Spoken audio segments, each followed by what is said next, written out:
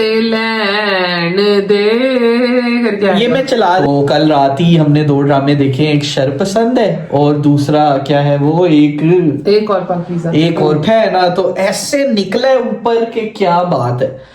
नुमा क्या यार, नुमान इजाज भाई मजेदार। तो यहाँ पे जब हम एक बात किया करेंगे ना तो पहले वो ड्रामे का लगा करेगा म्यूजिक के। अच्छा अब हम किस ड्रामे के बारे में बात करने लगी हैं ताकि कैसी लगी ये फिर एपिसोड तुम्हें? तो कंफ्यूजन होगी जो मैं थोड़ा सा इरिटेट हो रहा हूँ इससे ना।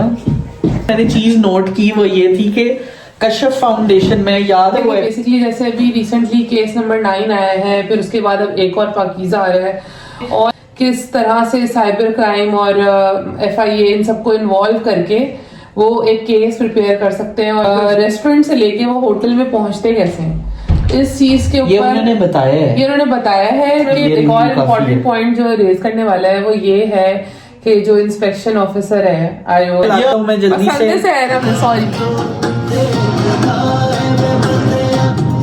जो इस ड्रामे को देख रहा था वो वेट कर रहा था कि फरासत जी के बाद जैसे भी अब फैसला आता है, अच्छा फैसला किया और पॉजिटिव हुआ तो हम इसको अपलोड भी कर दें। अगर ये यूट्यूब पे तो नींद डालने वाले 1-2 लोगों को भेजेंगे, फीडबैक लेंगे और फिर देखते हैं कि हम ये ड्रामों वाली सीरीज जो है या जो भी है जो चलता भी रहेगा ये शुरू कर सकते हैं कि नहीं। तो अभी मैंने बड़ी मुश्किल से जहरा को पकड़ा है और कहा है कि यार एक टेस्टर तो बनाए।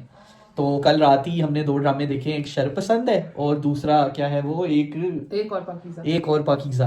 तो थोड़ा थोड़ा याद है तो उसके बारे में शुरू करते हैं और फिर देखते हैं कि ये क्वालिफाई हो पाता है कि नहीं।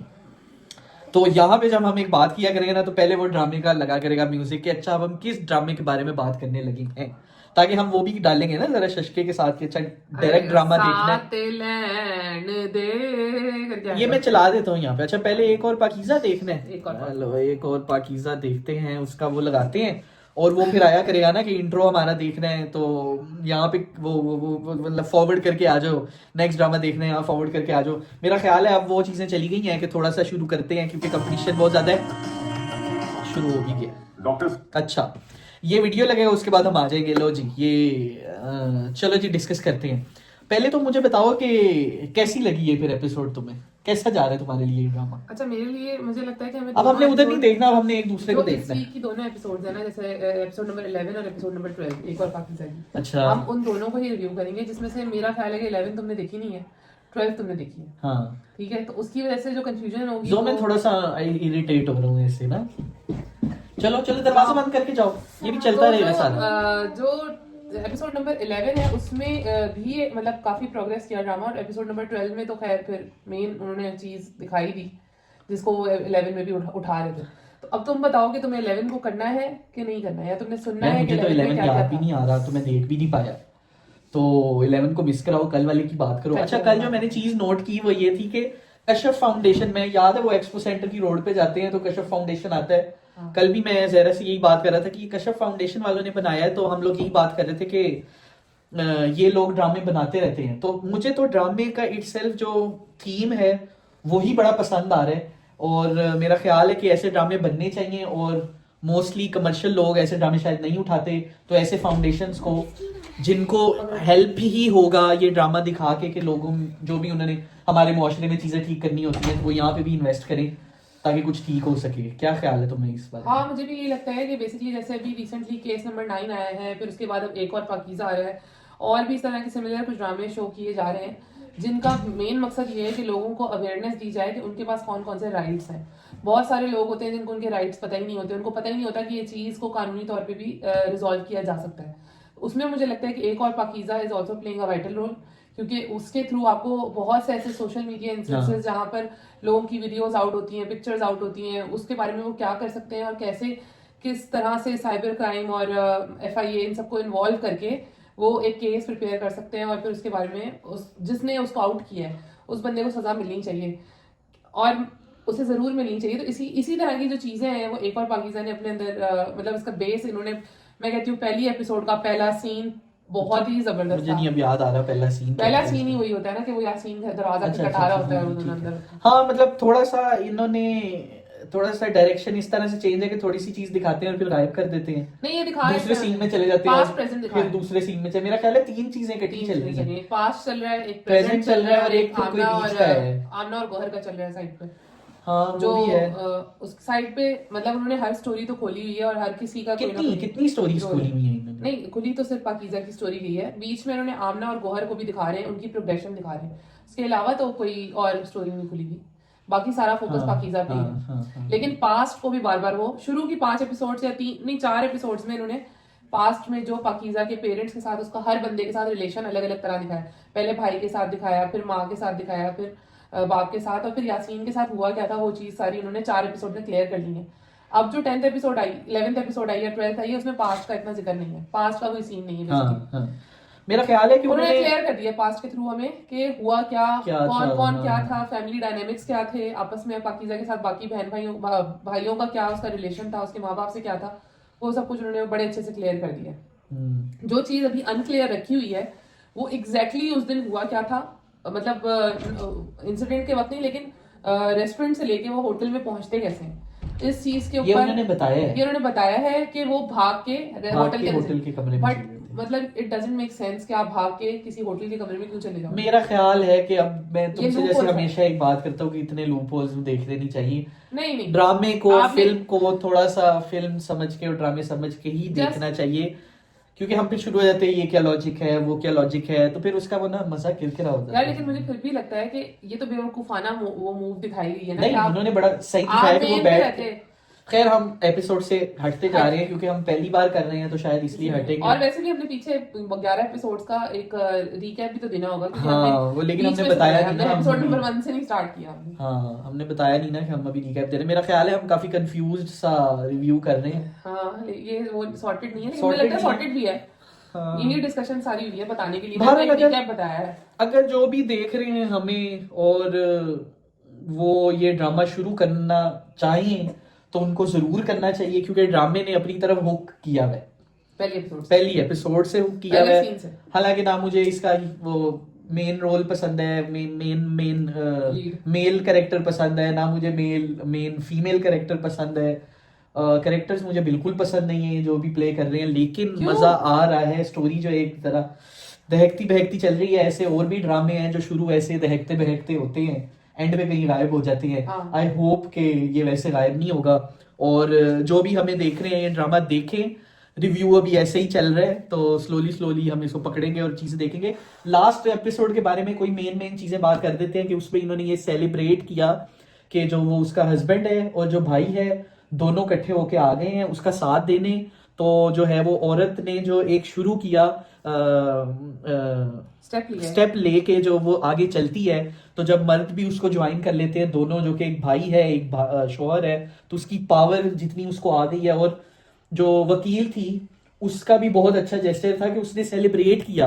पॉइंट भी मेरा यही होता है कि आप जिस भी वक्त सिचुएशन से जा रहे हो, जो भी वक्त आपका जैसा चल रहा है, छोटी छोटी खुशियों को सेलिब्रेट करना शुरू करें ताकि पॉजिटिविटी भी आए और यूं ही जिंदगी आगे भी चलती है। तो जो उन्होंने सेलिब्रेट किया, सेल्फी ली कि अच्छा शौहर भी है भाई भी है वो भी है, तो मजा आया वो देख के मुझे।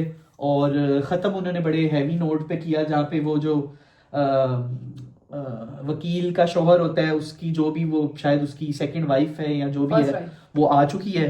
और यानी कि एक पाकीज़ा की स्टोरी के साथ साथ अब क्या नाम है उसका, आमना है या जो भी नाम है, उसकी स्टोरी भी अब स्टार्ट होना शुरू कर देगी।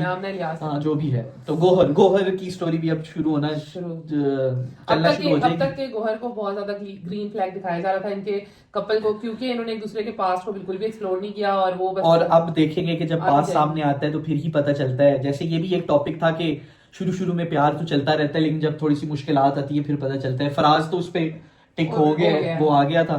गोहर और उसकी बेगम को देखते हैं जो भी उसका नाम है वो कैसे जाते हैं। जरूर इस ड्रामे को देखें, बहुत मजेदार ड्रामा चल रहा है, और फिर देखते हैं बाकी। और मेरा ख्याल है इसमें एक और इम्पोर्टेंट पॉइंट जो रेज करने वाला है वो ये है कि जो इंस्पेक्शन ऑफिसर है आईओ, यार वो बहुत मजेदार बंदे हैं। और वो बंदा उन्होंने लिया भी बड़ा इंपॉर्टेंट बंदा है, साकिब समीर को लेके उन्होंने क्या बात है उस बंदे की। वो बंदे का वो जो हम पॉडकास्ट देख रहे थे जिसमें वो आया हुआ था, क्या है वो, अहमद अली भट्ट के पॉडकास्ट में।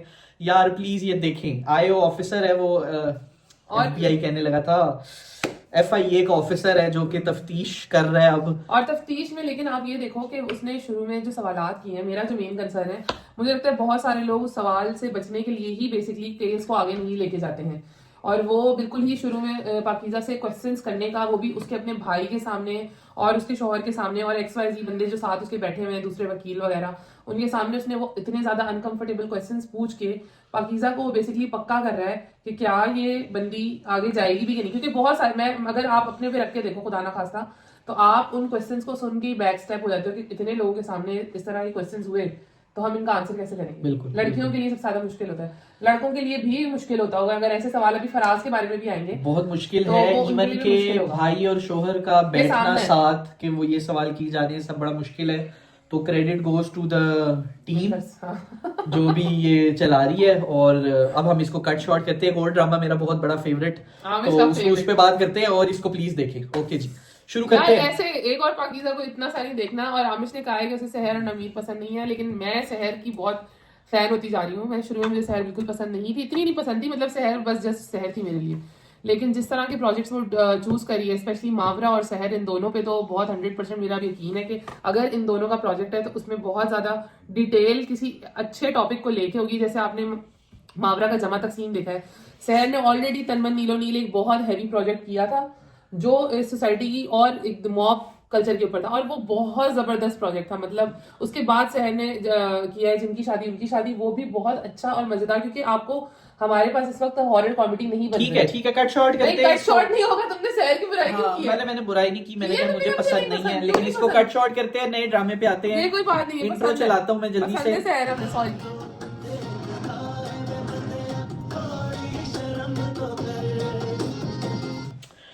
शरपसंद, क्या फजूल ड्रामा, ये कहाँ पे आ चुका है। ये शुरू हुआ था, इसकी क्या हाइप थी।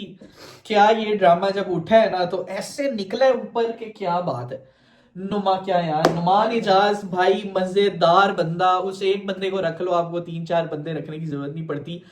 क्या उसने, जब मैं पर कहता हूं इन्होंने ना काफी कि बच्चे रखे हैं, इन्होंने चुका काफी गया लोग काम, रखे तो जो चुका गया था ना वो काम, वो फिर आहिस्ता आहिस्ता काफी नीचे आ गया। 39th एपिसोड 39th एपिसोड 5 महीने से चल रहा है। आमिश ने टेस्ट रिपीट पे रिपीट करी जा रही है। हाँ, 10,000 नहीं, मतलब कि कल रात में जहरा को एक बात कर रहा था कि 10,000 चीजें मैंने कर ली हैं 2 हफ्ते बाद मैंने देखा है। और वो बंदा महीने बाद वही का वही, उसको चोट लगी थी, वो चोट लगे हुए पे ही है और ड्रामा चली जा रहा है, चली जा रहा है, चली जा रहा है। लेकिन कल की एपिसोड के बाद, क्योंकि हम स्पेसिफिक एपिसोड पे आएंगे, कल की एपिसोड के बाद, कल की एपिसोड के बाद नहीं एक्चुअली, जब उन्होंने वो नया दिखाया ना कमिंग अप, उसके बाद मैंने जरा बोला कि चुका गया काम।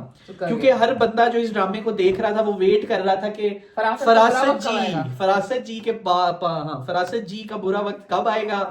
तो सुनने वाले ये सुन लें कि फरासत जी का बुरा वक्त अब आ चुका है नेक्स्ट एपिसोड से। तो जितने भी वो लोग थे जो शरपसंद देख रहे थे और देखना छोड़ गए थे, मेरी रिक्वेस्ट है सबसे कि वो वापस आ जाएं, क्योंकि वो जो उन्होंने वक्त देखा था जो आया ही नहीं कभी, वो अब आन पहुंचा है। तो 40वीं एपिसोड नेक्स्ट इस एपिसोड के बारे में मैं बात नहीं करना चाहूंगा, बिल्कुल भी। बहुत ज्यादा नेक्स्ट एपिसोड के बारे में बात करना चाहूंगा कि फरासत जी की दोनों बेटियों की शादी हो रही है और उसके बाद वो सारा चैप्टर खुल जाएगा। अगर आप लोग ड्रामा देख रहे थे, आपको हफ्सा का पता है, उसकी उसने सुसाइड कर ली थी, तो उसकी वीडियो आ गई है जो कि अब सबको दिखेगी और माहौल जो है वो चुका जाएगा।